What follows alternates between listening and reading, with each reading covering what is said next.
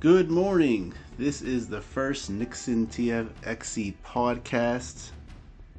I'll try to do these occasionally, but this was brought to you by one of my friends, Amanda, for suggesting this, and we'll see how it goes, but thanks a lot, Amanda, for the suggestion. So episode 1 is going to be preseason invitational team rankings. When it comes to team rankings, track and field, it's a lot different in the Whitfield because we have a thing where we crown a team champ, and it's team versus team, head-to-head, double duels. To win the Whitfield Championship, you have to beat 3 teams with one lineup in one day.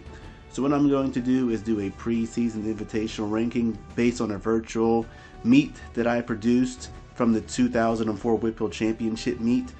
I took all the performances from that meet, incorporated them into a team championship, took out all the seniors and see how the rankings were. I made some adjustments, but first, some of the teams have shifted classifications for the upcoming season, and has impacted the competitive landscape. Additionally, performances from incoming freshmen in the 2005 season, whether they're cross-country or indoor, were not considered because some teams don't run indoor track, some people don't run cross-country. So I just tried to make it fair based on last year's. And it's important to recognize many of the returning athletes have improved. I've seen so much improvement from the indoor season, so these initial rankings are not going to be 100% accurate.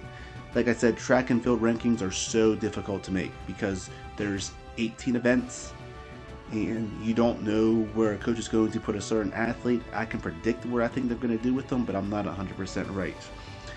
So these rankings are tabulated on a 8-place scoring system. 10 points first place, 8 points second place, 6 points third place, 5 points for fourth place, 4 points for fifth place, 3 points for sixth place, 2 points for seventh place, and 1 point for eighth place.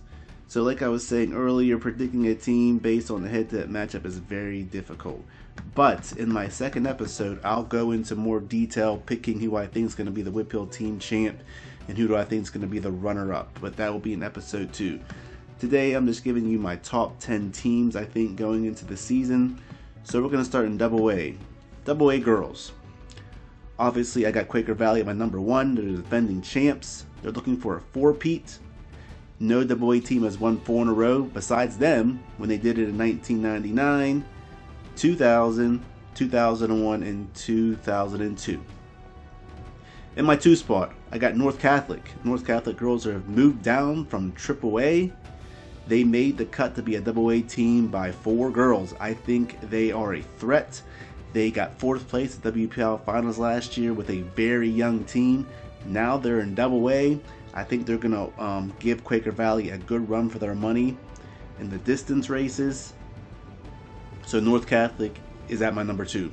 Number 3, I got Chenango. Always familiar with the championship caliber team. When you think of a 8-place scoring system, Chenango is going to clean up in the field events. Shot put, discus, long jump, triple jump. Those 4 events right there, they in a WPL championship meet can score 40 points or more, maybe 50. So I got Chenango at my 3. At my 4 spot, I have Winchester Thurston. Last year, lost some points for not having a pole vaulter and throws, but on the track, in the field, they're very solid. My 5 spot, I got Laurel. Obviously, they're going to get points from their stud sprinter, who can score 20 points in 2 events by herself. In my 6th spot, I have Carlington. Carlington is probably a shocker for some people, but I think Carlington really has a lot of depth this year when it comes to the jumps, sprints, and distance. Look for them to score big in those events. My 7th spot, I got Greensburg Central Catholic, strong in the sprints and hurdles every year.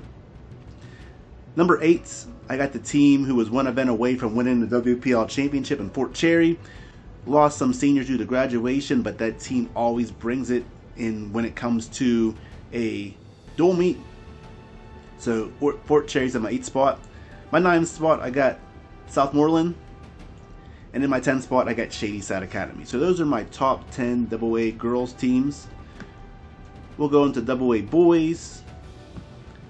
Once again, I got Quaker Valley, the defending champs. They're looking to win the championship in track and field and cross country in the same school year. Very deep. If I had to say their weakness, I don't even know what I would say their weakness is. They are a very solid team. Pretty much the exact same team they had last year, with everyone improving and getting better for the new season. So watch out for Quaker Valley. My 2 spot, South Park. Coach Huff is going to have his team ready to compete. No matter who's in front of them, they think they can win. My 3 spot, I got Greensburg Central Catholic. They won it in 2003, I believe. They are runner-up in 2024. Excuse me, they won it in 2023. They are runner-up in 2024. Greensburg Central, my 3 spot. 4 spot, I got Mount Pleasant. Mount Pleasant is a very solid team. Look out for them. 5, Winchester Thurston. 6, I got North Catholic. They're moving down. 7, Shenango. I got Mohawk at the 8 spot, Beaver at the 9, and I got Waynesburg at my 10. So those are my top 10 teams based on a invitational scoring system. Let's move on to AAA girls. AAA girls is very interesting. So since 1990, North Allegheny, Norwin, Hempfield, and Butler have won every team championship but one. I believe in 1991 or 1992, Kiski won the girls' team championship. But when you think of AAA, you think of your big 4, North Allegheny, Norwin, Hempfield, and Butler. If you're a AAA school, it's hard to compete with those guys. Those women, sorry. It's hard to compete with those 4 lady schools. So here are my top 10. So my number 1 spot, I got North Allegheny, defending champs, looking for a 4-peat. I believe this could be title number 15 for them, based off the Whitfield website. Number 2, Norwin. One of Norwin's best teams, I think, is going to be this year. Very solid team all around in the sprints, the jumps, distance. Look out for Norwin. 3 spot, Hempfield. Hempfield's a young team. I think they're going to make a lot of noise this year. My 4 spot, I got South Fayette. They won their last team championship in 2014. They were double A then, but South Fayette is very eager, very energetic, rambunctious team. They're in my 4 spot. 5 spot, I got Butler. Won their last team title in 2021. My 6 spot, I got Mount Lebanon. So if you look at my top 6 teams, I would say out of those 6, 4 are going to be in the final. Out of those 6 teams, I would say I got Greater Latrobe at my 7 team, West A at the 8 spot, Seneca Valley at the 9, and Upper St. Clair at the 10. So that is girls AAA. Let's move on to our last one. AAA boys. So here we go. Since 2000, we got North Allegheny, Butler, Hempfield, Seneca Valley, Kennemack, Greater Latrobe, Gateway, Central Catholic, and Baldwin have all been champs since 2000. Leading the way, we have North Allegheny with 14 titles and Butler with 11, I believe. This is off of the Whitfield website. I believe the Butler-North Allegheny rivalry is one of the best in the Whitfield. I consider them the same level as Central Catholic and North Allegheny in football. Like Butler and NA track and field, one of the best rivalries. So here's my top 10. In the 1 spot, I got North Allegheny. 2 spot, I got Norwin, who was a team runner-up last year. 3 spot, sleeper this year, but I got them in my 3 spot, Seneca Valley.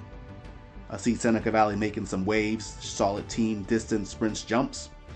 4 spot, I got the defending champs of Butler.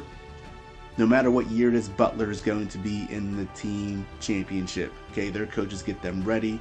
It's like tradition for them. They're in my 4 spot right now, but I can see them making a lot of waves. 5 spot, Penn Trafford, the Cinderella team from last year. I think they're going to continue. My next spot, I got North Hills at 6. Hurdles, distance, strong suit. 7 spot, Pine Richland, distance, jumps. I got Gateway at my 8 spot. Woodland Hills at 10 and Woodland Hills at 9 and Newcastle at 10. So those are my top 10 teams. I know some of those teams, you might be able to beat them in a dual meet. When it comes down to a team championship, yes, but when you talk about invitational rankings, teams like North Hills, Pine Richland, Gateway, Woodland Hills, and Newcastle, they have their studs who are going to score points. Getting 10 points is a lot compared to someone getting in 8th place, but these were my top 10 teams headed into the season. This is the first podcast, hopefully many. Episode 2, I'll give you my picks, who I think is going to win the team championship and who I think is going to be a runner-up. So enjoy. This will be on YouTube and hopefully Instagram. Might be too long for Instagram. I will put it on YouTube, but enjoy, and I'll see you for the next one.